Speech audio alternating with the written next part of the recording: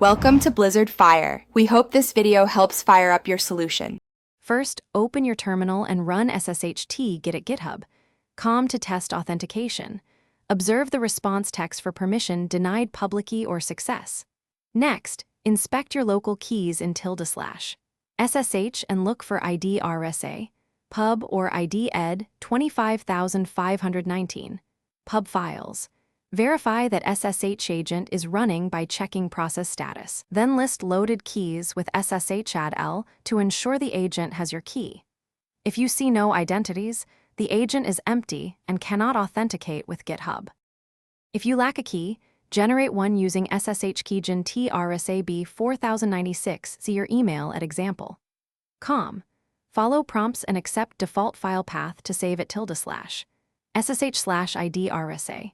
Start the agent with eval ssh auth sock / tmp / sshpz ifacum yx / agent.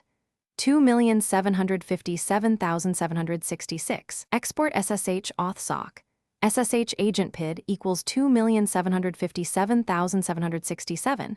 Export SSH agent PID. Echo agent PID 2,757,767. And then add the new private key using SSH add // SSH/ID RSA. Copy the public key file with pbcopy // SSH/ID RSA. Pub or use cat to display it. Finally, log into GitHub, open settings, select SSH and GPG keys, and add a new key with the copied contents.